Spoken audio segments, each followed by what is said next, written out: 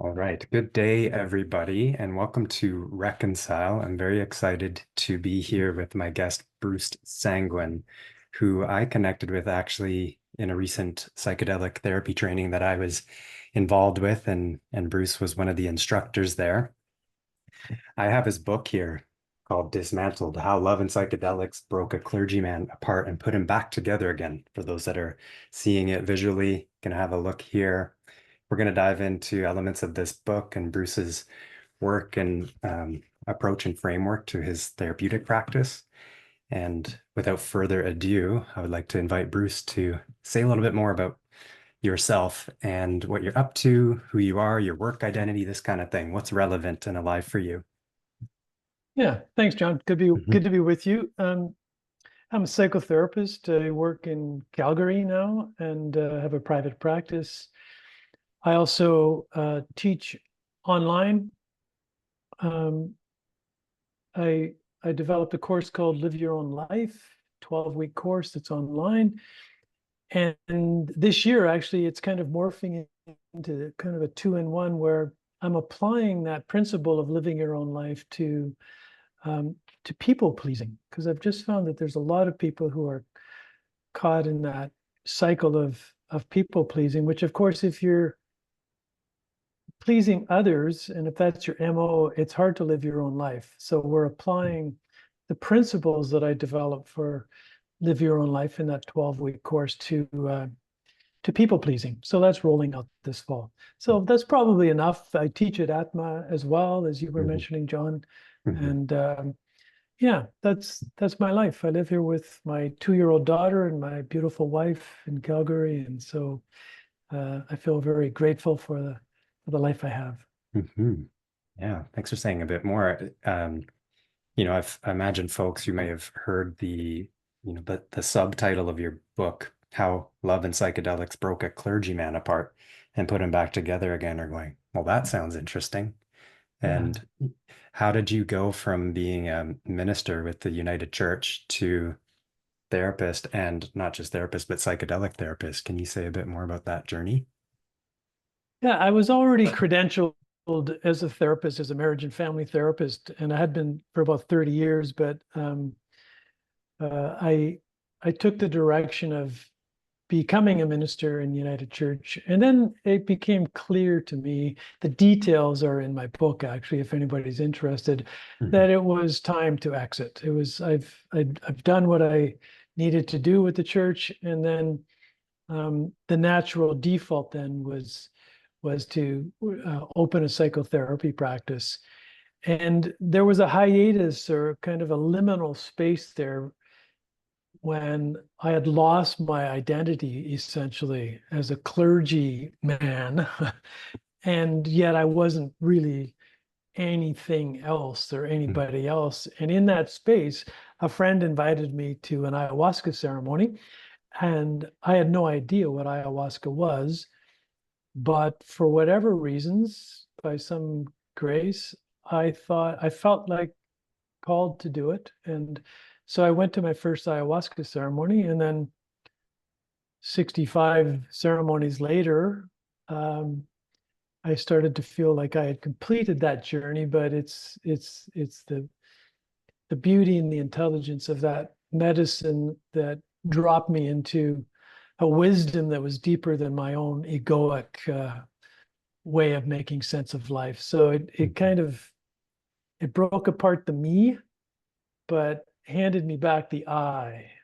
That Mhm. was the bigger context for the little me. I Mhm. discovered that there was a bigger I that I could live from.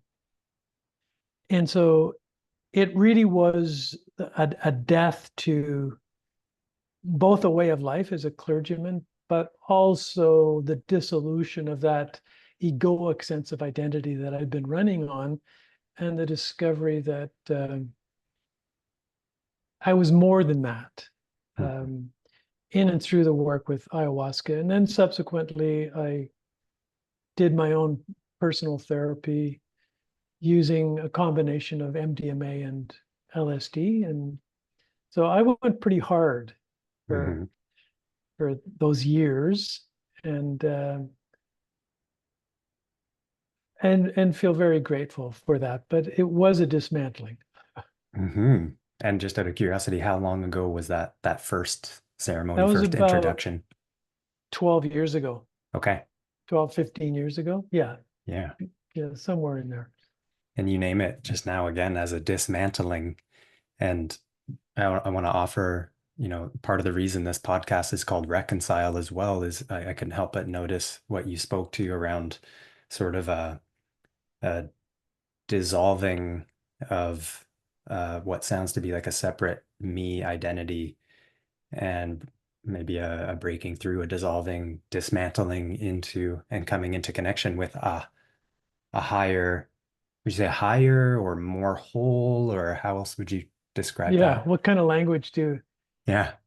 Well, there's a realization, I think, if you stay with the medicine long enough, and which mystics have had throughout millennia, that we are the localized presence of that intelligence of creator, of create, this creative milieu, Mhm. um, which is who is expressing itself in, through, and as us. And so this I, that's the context for the little egoic me, Mhm. participates and knows that broader, deeper, higher identity. So that I, that you could call it soul, is the context for the little me that we curated in order simply merely to survive. Mhm. Mhm.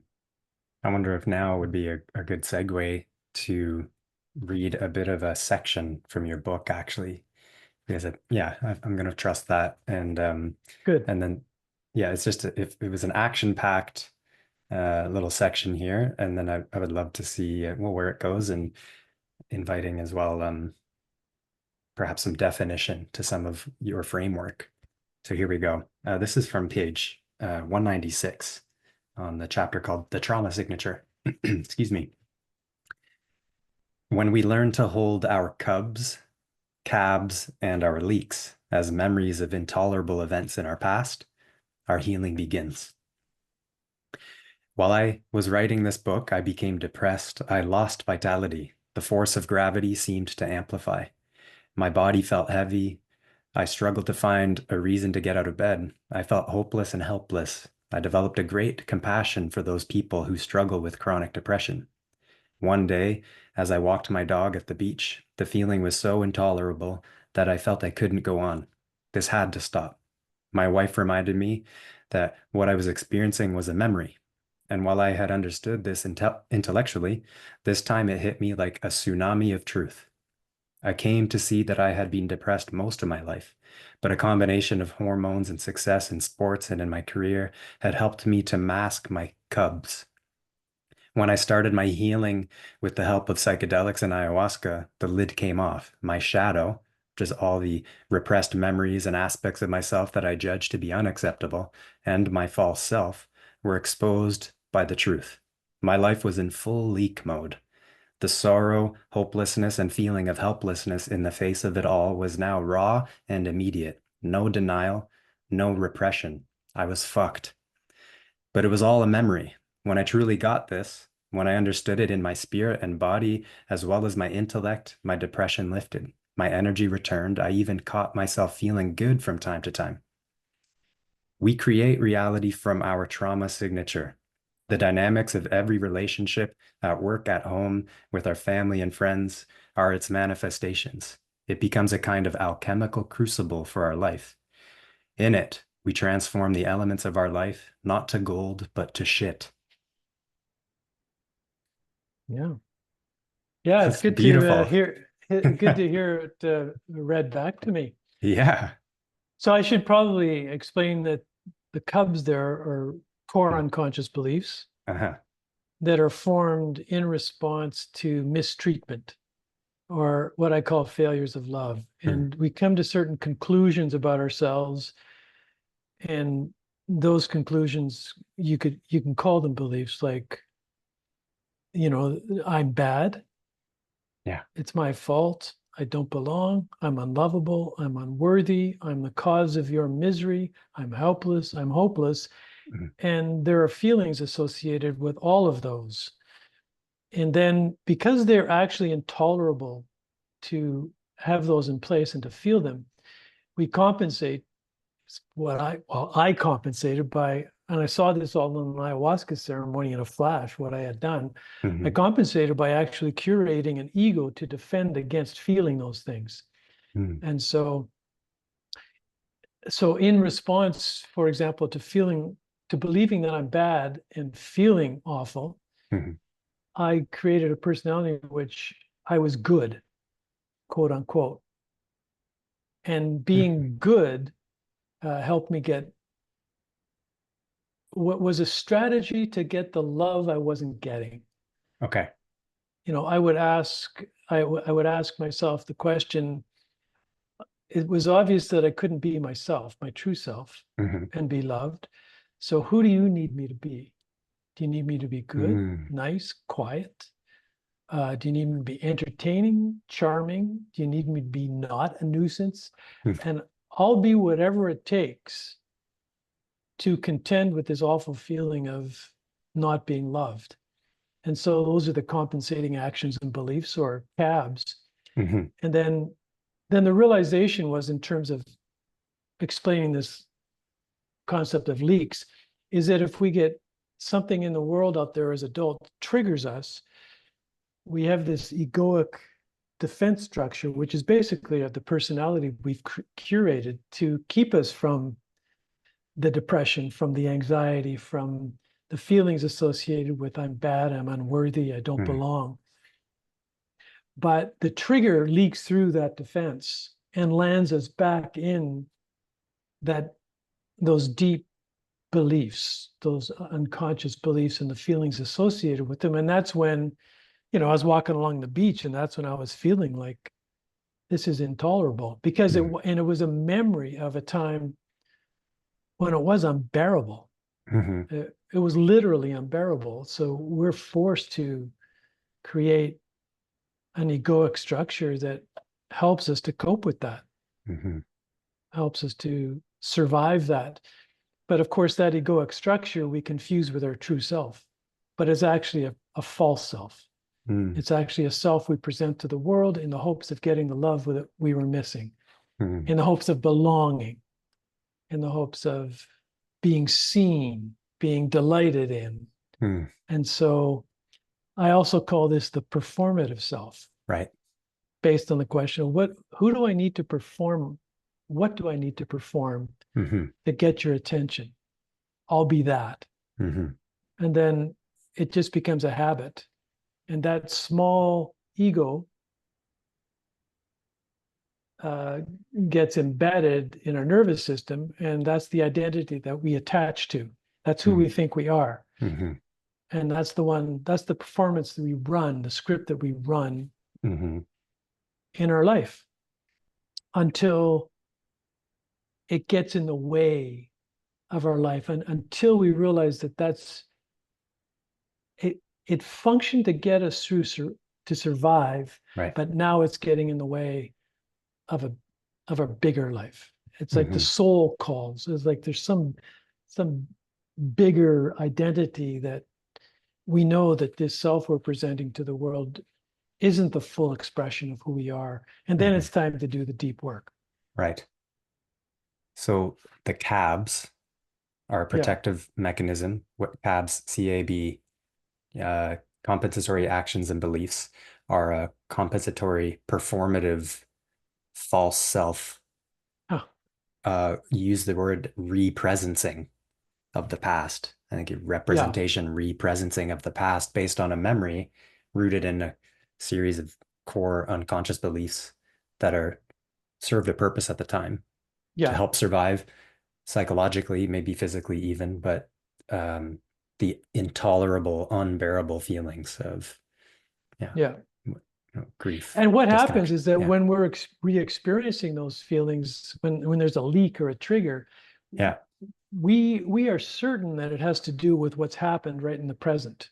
Mm. So we legitimize those feelings. Well, you see what they did to me. You see how you looked at me. You see how you said that. And those experiences as adults in the present are filtered through the trauma signature, the cubs Mm-hmm. and the cabs. And by the time they're filtered through, they land us back in those old feelings. Mm. And we just feel like that is who we are. Yeah. And that really has happened to us. Mm-hmm. But you have to learn to call bullshit on it. Like you Yeah. have to learn that that's actually your that mind, which is the mind of shame, Right. always is the mind of shame, is generating narratives and it's hijacking the present. Mm-hmm. And so you have to be able to see how that mind works Mm-hmm. and come into relationship with it in a compassionate way. Right. Yeah. And so this is why, I developed this course now that, for people pleasing, because what people pleasers do, and this is epidemic in my opinion, people I don't agree. realize it, but Mm-hmm. the ego basically is structured to scan the environment, read the room and say, what do they need from me here Mm. so I can belong? Mm. What is it that's going to Yeah. get you to like me? It's like, and so we're all doing it. Um, and and this is why we people please, because we Mm-hmm. learn that our true self is not enough. Our natural self is is insufficient to garner love from those we want love from. Mm-hmm. And so we'll just by default move into figuring out what's needed by the other from Mm. us. Yeah. And of course, if you're doing that, if you're spending your life doing that, you can't be living your own life. Mm. It's Mm-hmm. because you're living in a script that somebody else has written, Mm. and other people are continuing to write for you because other people will be happy for you to take care of them. Mm. Other people will be happy for you to take care of their needs, Yeah. to do whatever it takes. I mean, they'll conscript you to do this if you want to do it. Right. But in the end, it's like it's not your life. Mm. Mm-hmm. It's like actually, I've heard some clients even specifically use this language. Like, I feel like I'm half alive. That's Oh, it. I'm already half dead. Yeah. And you're half dead because you're not it's only when you're in your own desires, which is it's your desires that curate the life you want, that the natural vital force can live you, Yeah. can show up. If you're living according to someone else's script or to please them, then you're living by willpower, not by the natural flow of life. Mm. And that will always be depleting. And at some point, you'll be exhausted Yeah. because the other name I have for the ego is just the trying self. We Right. learned early that we just have to try harder, Mm-hmm. just try a little bit. And so we've been living on that energy of willfully trying to get it right, to find the Mm. formula that will finally have somebody to love me, to see me, to treat me well. Yeah. I want to jump in on that example Yeah, because you gave another CAB, a compensatory action belief that revolves around perfectionism in the book. yeah, Can you maybe help us just make the example a little more, furrow it out sure. a little bit for Well, us? Yeah. essentially, it's like that's what happens for all these things. Like maybe the problem is I'm not perfect. And so if we perfect ourselves, if we try really hard to be the kindest, Hmm. nicest, most spiritual, most competent, most successful, Hmm. through this commitment to perfecting ourselves, then maybe you'll love me, you know. But of course, that allegiance to perfection itself leads to exhaustion and depression, and Hmm. it's unsustainable What? because Yeah. we can't relax. Yeah. It's You can't let down, because to actually let down is to feel all the feelings associated with these unconscious beliefs that are still in place. Hmm. What do you think of this idea, just to stretch it a bit further, but there's sort of the expression of perfectionism as you highlighted there, but I've tuned into this idea of emotional perfectionism as well, like the way to manage not feeling, say, some of those feelings that the core unconscious beliefs are woven into. The expression of those behaviors, I'm going to be perfect in this, and this, or however, is also a form of Oh, emotion. interesting. Yeah. Yeah, emotional perfectionism. Yeah. Like, you can get very serious about healing. Yeah, It's yeah. like, I'm going to, like, the goal is to, like, the goal of becoming whole becomes itself a, a project of being perfect. And I've still Mhm. got this one little area that I need to go off to a workshop to kind of heal, or this, Mm, I'll do a little more breath work, and I'll finally get there. mhm. But the process itself can be an expression of a compensation. Right. That the truth is, there's actually nothing wrong with you. Mhm. The truth is, there never was anything wrong with you. It's just that nobody delighted in you. Mm, The mhm. only job of a parent is to see the radiance and the beauty of these souls that come into being and amplify it. But Mhm. if that's not seen, it's like, fuck is going on? Yeah. You don't know me, you don't care, I don't matter. Mhm. It's like, so Mhm. I'll have to prove that I'm somebody. Right. I would So love that to. Yeah, you can get on like a hamster wheel of totally. endless transformational programs, Uh-huh.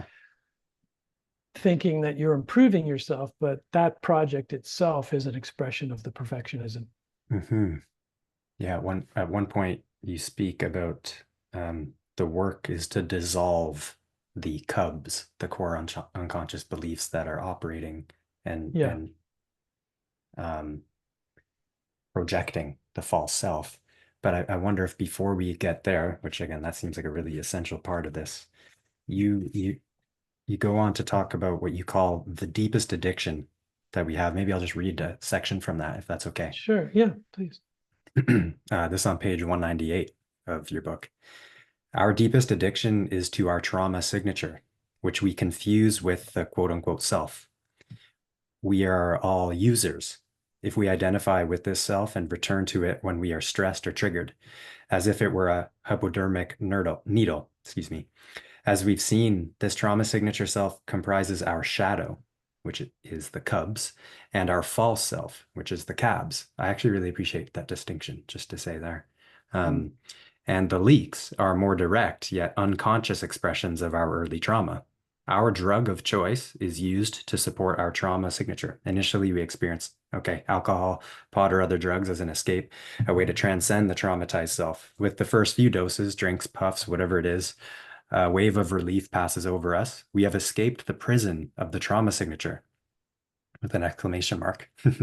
But the next dose, and every one after that, marks a return to our trauma signature. The sadness deepens and we become morose. The anger deepens and the underlying rage surfaces. The self-judgment deepens and we find ways to shame ourselves. We seek to be relieved of the trauma signature, but paradoxically are also driven to replicate it because painful though it may be, we are familiar with it. It feels like everything we associate with the name we've been given. Yeah, Potent. This idea is really potent that our deepest addiction is to be addicted to our own trauma signature. yeah. Well, and I suppose, like, what I'm saying there is the Eastern spiritual modalities. I think this is what they're talking about actually when they talk about the addiction to an identity, Mhm. but they weren't so much aware of trauma and failures of love and cubs and cabs and all this, because but I think that that's what they were onto in terms of the gravitational pull of the identity of the trauma signature as our true nature. Yeah. It's like we get really attached to it, And there's a kind of strange but attraction, even if it's morbid, it feels like a homecoming when we descend back into the feelings associated with those core unconscious beliefs. It feels like, oh, okay, there I am. There's the depressed. It's like, and so the pernicious thing about this is that, as I mentioned in that passage that you wrote, we actually curate our life from these core unconscious beliefs. So we're actively creating the conditions to legitimize the feelings. And therefore we can say, you see, it's true. This is why I feel like this, because these people treat me like this, because we can't take responsibility for having created those conditions, which lands us back into the core unconscious beliefs over and over and over again. Right. And so there's a kind of an addiction to that identity. And if we try to break out of that identity through these various programs, or if we get close to breaking or transcending that, what happens is that we get anxious. Right. Because the anxiety is, well, who am I if I'm not that? And we don't know. We honestly don't know who we are. Right. Because we've created our whole life based on that identity. So now it's a matter of like, can you live with the uncertainty of not knowing who you are, of discovering moment by moment in an emergent way who you are in response to these new conditions? That's who you are. There is no unchanging, discrete self that you bring to every experience. It's like you are the flow of life, experiencing life. Right. That is yourself. But there's part of us that's more attracted to this identity that we've curated. Yeah. And that, and you discover that we are very attached to it. Yeah. You mentioned early in our discussion as well, this experience of what I think you used the word death, or it's like dying to the old identity, which is kind of like the last thing any ego wants is, to die, really. And there's an attachment, a grippiness, a holding on there. Well, so we've been talking about these very human, parts of the human experience, the core unconscious beliefs, cabs, shadow, false self, and leaks, which leaks might deserve a little more airtime, I think. But for now, what's on the other side of that? Once you've, moved through that stuff, Right. dismantled, and you say we need to, can we be comfortable with the open discovery of who we are in the unknown? So what's on the other side? I think you referenced what you named, I guess, the untraumatized self, or what did you call that on the other side? I just called it the I. E. Okay. Graham Howe was a psychiatrist he was contemporary of Carl Jung, but he distinguished between the me, the little me that is the curated ego that was put together to survive, and the I, which is one step down from pure spirit, soul. And so the I that's waiting for us is the part of us that knows it is one with all that is, but it's the localized expression of that oneness. So my mentor, Andrew Feldmar, used to say it's like, he uses the analogy of a hand where all your fingers can feel like they're separate, and all these discrete fingers, but then you realize that it's connected to the hand, and the hand's connected to, so the I that comes online is the awareness and the wisdom that we are intimately connected with everything, and an expression of the oneness out of which everything emerged. We are that in human form. We are unique, individualized expressions of it, and Right. and the purpose of this life, maybe I would say, is to fully express that unique, localized version of that. But it's an abiding awareness that we are not separate from that out of which we emerged. Mm. We are that in this form. Mm-hmm. And so there is a primordial belonging that we never have to earn, that we never have to fight for. We Mm-hmm. are always already connected. And then if you get more metaphysical or theological, or you get curious about what are the qualities of that intelligence, that creative milieu. Mm-hmm. And I would say one of the qualities that I've experienced in the medicine and outside of the medicine is that it's just love. Yeah. And so it never was true that you're unloved. It never was true that you don't belong. It never was true that you're disconnected. I mean, I remember in an ayahuasca ceremony, and when I was being, you know, uh, dissembled. Yes. And I was in the midst of my pain, and I was muttering. I was like regressed to about a year and a half, and I was crawling. And I crawled out of the Maloka and into the jungle. And the words that I was saying is, I'm a motherless child. Mm. I'm a motherless child. I'm a motherless child. It was a terrible, terrible pain, Mm. but one that I had lived with unconsciously for life.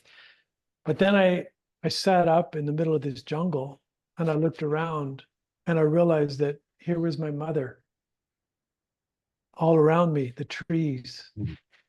the earth. And I felt a tremendous love that I was never separate from. But in my trauma self, the first thing you experience is that you're on your own. Right. You experience alienation and disconnection. Mm-hmm.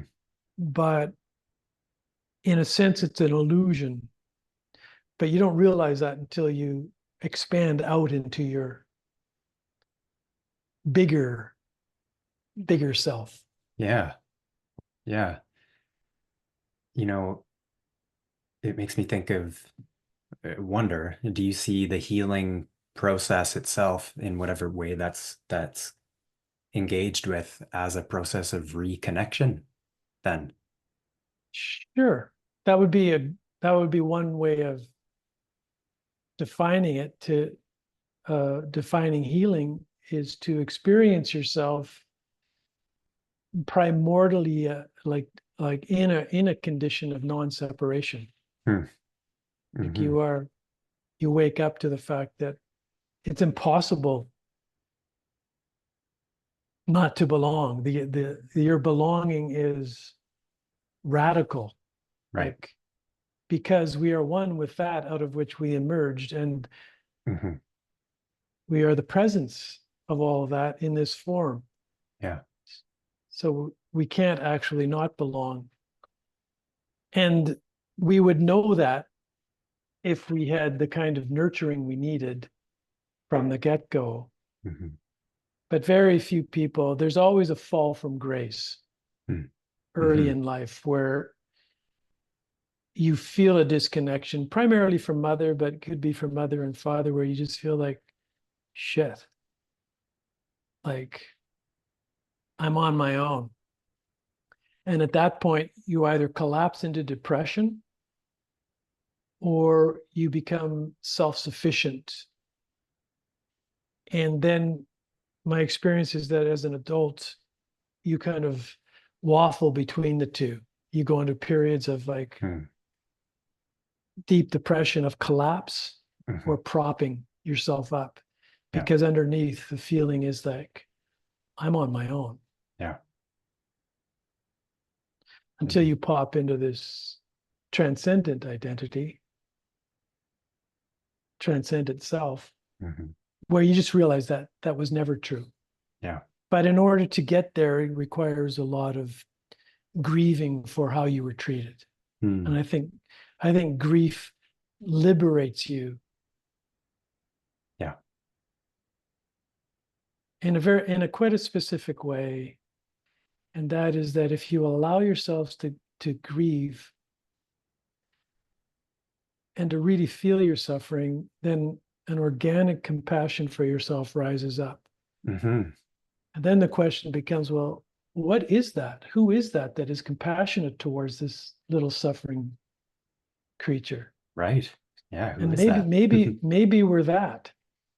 Mm-hmm. Maybe we're that compassionate presence. Yeah. And then we get connected to the bigger thing that's living us. Mm-hmm. Part of what spurred my question is like, do you see healing as a reconnection process? Is in the example you gave while in the medicine and in the Maloka, feeling into this what sounds to be very painful Yeah, experience, but you're connecting with the pain and having that insight. I'm a motherless child. I'm a motherless child. And that's going through your head and you're feeling it. It yeah, sounds very visceral. The impression it gave me is like you are connecting with that. It sounds like it almost a form of integration and reconnection with that. for sure. Right. I Okay. think healing is also a reconnection or a reconciling. It's kind of overcoming this feeling of alienation Hmm. that we don't belong. Right. And I think that's what happens in the therapeutic process too, is that people come into relationship with another who they are willing to trust again Hmm. and then feel that they are connected deeply. Mm-hmm. And that's part of what the therapeutic process is about, is like Yeah. the discovery that I can trust again. And in that condition of trust, I can breathe. And in that condition of being able to breathe deeply, I can realize that I'm connected with everything. And Hmm. the alienation dissipates. Yeah.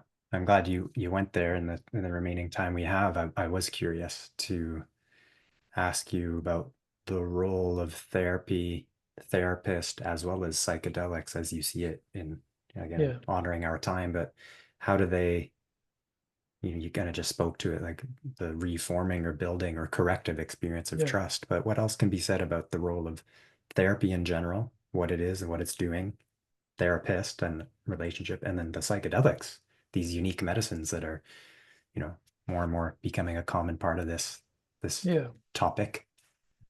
Well, psychedelics, with psychedelics, there's an inversion. The unconscious becomes conscious. The Yeah. shadow becomes available to you, Right. right? And so you see the ways in which you've repressed certain feelings. You see how in the formation of uh, an ego, which is basically a defense structure, you've created suffering for yourself and you've generated suffering for others, and you feel remorse and there's that breakthrough. And then I think Freud called the relationship between therapist and a client or a patient, he called it treatment. But at its core, it's like a corrective way of being treated. Like with a therapist, you discover what it's like to be treated well. Hmm. You discover what it's like to be with someone who makes a promise never to humiliate you. Hmm. what what it's like to be with someone who makes a promise that I'll be with you through this whole thing. I'll never send you away. I won't reject you. We'll work through anything you have to work through in the context of this relationship.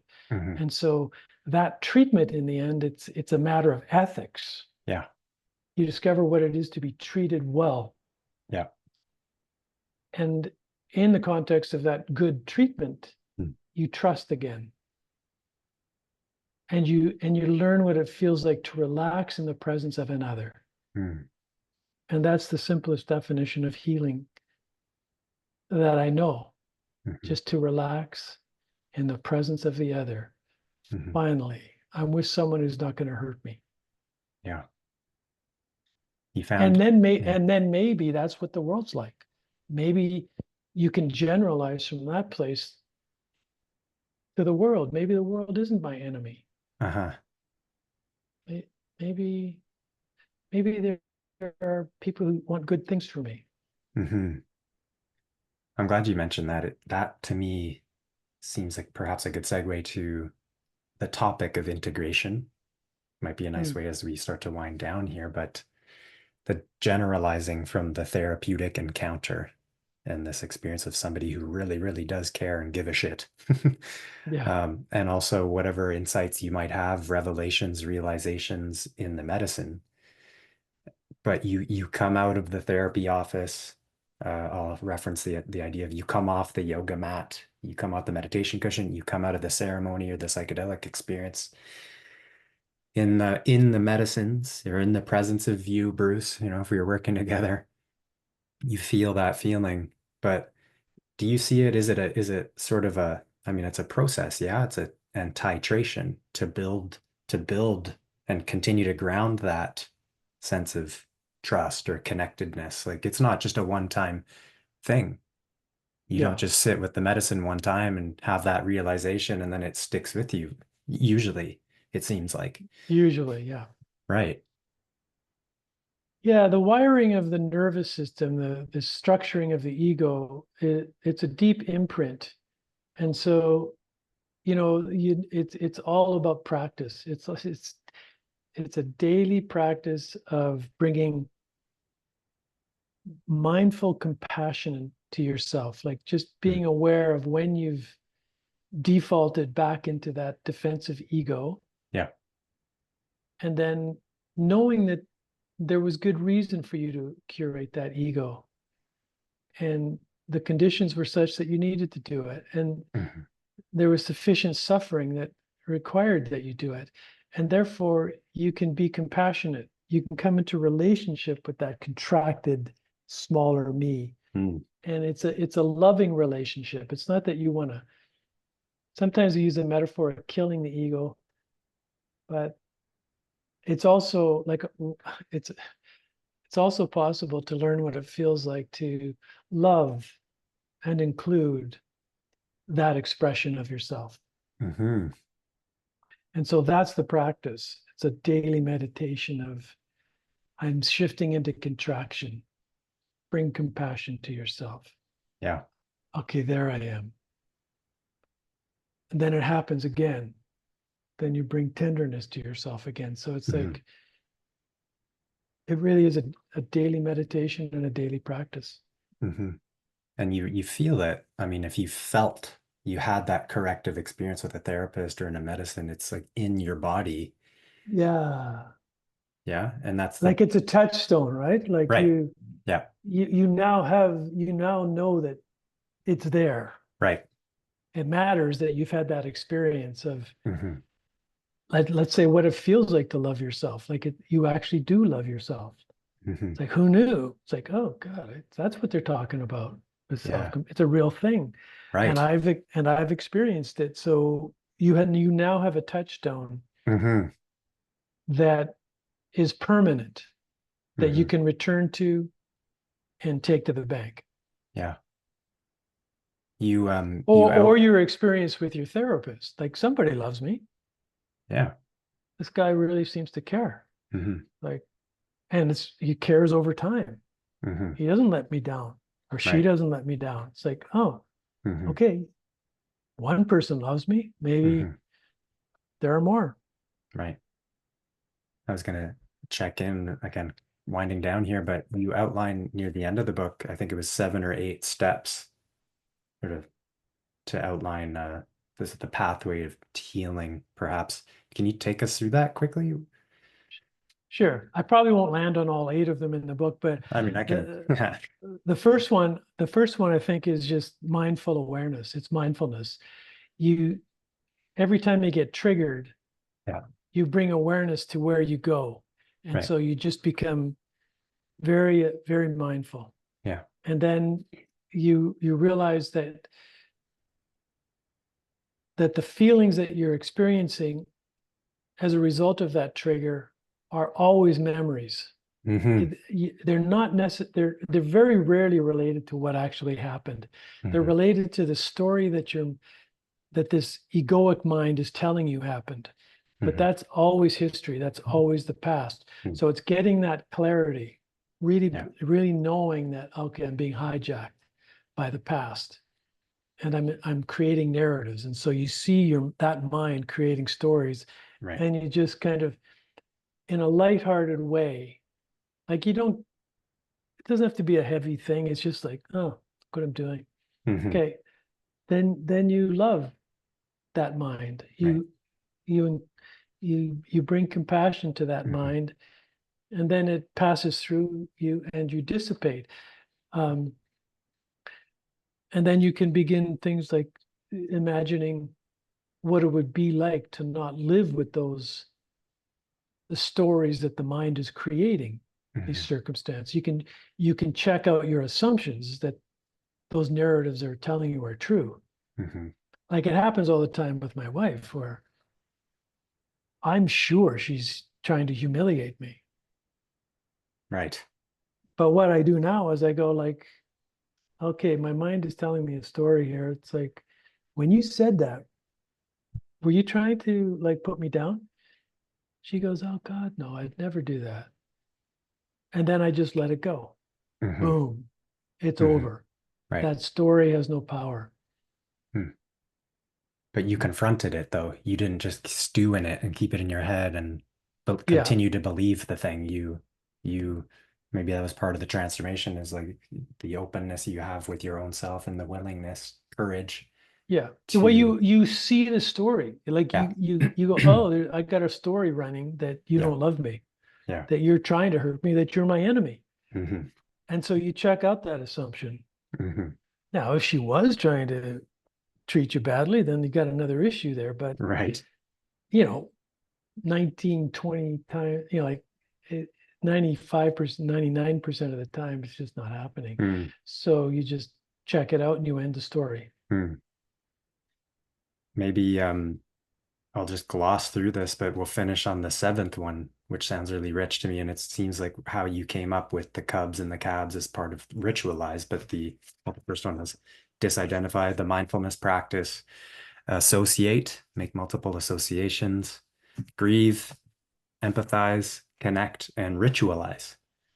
Hmm. That last step of that process that you kind of outlined, the stages of healing. Can you say a little Yeah. bit about the ritualizing piece? Well, one of the things you can do when you're onto this is create, like, really get clear about your trauma signature. So write out, what are your core unconscious Hmm. beliefs, and then how did you uniquely compensate for them, and what are your triggers? And Hmm. then once you get all that, you're very clear about that, and then you see how you curated an ego, and then you could ritualize, for example, um, like in a sacred fire, you could let that go. You could just Hmm. burn that, Hmm. and let let the smoke of that help you to understand how ephemeral that is, that it doesn't have to have the hold on you that it does. Hmm. No. Yeah. So It makes me think to invite people as well to um, develop their own rituals and be creative, like in the way of working on this specific niche. But also, you kind of hinted at it, to not get addicted to the the healing. So you sort of insinuated to not also take it so seriously or become even addicted to that. Like that's the new thing. Um, yeah, yeah. yeah, don't get come from a place where you really get that there never was anything wrong with you. Mm-hmm. So that anything you do by way of healing, do not because there's something wrong with you, but because, you know, there's this natural evolutionary impulse to move from what Teilhard de Chardin called, from bien-être to plus-être, from well-being to more being. Mm. But you don't have to try. It's like once you start relaxing, Right. you, you realize that naturally will start happening. Mm-hmm. So take whatever courses you want to take, but don't do it because to perfect yourself. You're Mm. already perfect. There's no there to get to. Right. You're already there. Uh-huh. Came into the world perfect. Mm. It's like, now just express yourself. Uh-huh. Don't justify yourself. Yeah. Yeah. Beautiful. Yeah. Want to honor the time, but if you have any final remarks on that note to wrap us up here, if you wish to share, or as well information to Well, find you. I remember an experience with ayahuasca where I was getting this piece. We had a brief conversation beforehand where I saw in a flash how I curated my ego to compensate for failures of love. Hmm. And I saw the whole thing, like the way it can happen with ayahuasca. And the words from my lips were, my life hasn't been my own. Mm-hmm. My life hasn't been my own. Mm-hmm. And then I went out of the Maloka and I was under the stars. And then the ayahuasquero came out and said, come on back in. So I did. But I was just sitting there in a prayerful, my spine straight. And I went Yeah. around to every participant and I prayed. And it was just 3 words. And the words were, just be you. Just be you. Just be you. Mm-hmm. That's all you need to do with your life. Mm-hmm. And so maybe I'll just leave you with that. Yeah. Yeah. Beautiful. Just be you. It, one comment on that from a resonance that I feel was an insight as well from ceremony, which was a mind and heart blowing insight. Like, oh, I'm an equal. Yeah. Like Yeah. it's okay to just be you, and I'm gonna be just be me, and Yeah. nobody's higher or lower. It just like equaled the playing field, and that was just such a simple but profound, insight. It's profound Yeah, because the ego plays this game of I'm inferior, I'm superior. yeah, yeah, That's what it does. When you move into your heart self, there's a yeah, leveling. yeah. This, oh, we're different, but we're equal. Hmm. We're unique, but we're equal. Hmm. And so you be you, I'll be me, and let's discover that we care for each other. Yeah. You know, It was really good to be me with you, and thank you for being you in the world, yeah, and sharing your work and your life. And something I just want to reflect is that, and really appreciate it about you. You really enriched my training as a psychedelic therapist in the way that you model and bring your whole self and the art of, self-disclosure, and just like your generosity and just sharing who you are. Um, oh, it's just feels really important for the oh, world to, see, and other men in particular, but and women for sure. And yeah, just wanted to reflect that, and just lots of gratitude for you, and thank you for being here yeah, in general, and being here with me, on this podcast, Reconcile. And hopefully that, yeah, I'll show the book one more time. mhm. People that are watching, Dismantled. Um, And you can go to my website yeah. at brucesanguin.ca, and I do a blog, and all my courses are up there. And Hmm. it's been a real honor to be with you. Good Hmm. to good to be in conversation, John. Yeah, likewise. Just when does that course start? You mentioned it's like It's really going to soon. start in this fall. The date has yet to be Okay. announced, All but right. yeah, But they can but find that on your website. they'll find it on my website, and if they sign up for my newsletter, I'll let everybody know. Okay. Cheers. Cheers. Take good care, Yeah, Bruce. all the best. Bye bye. Take care. Bye.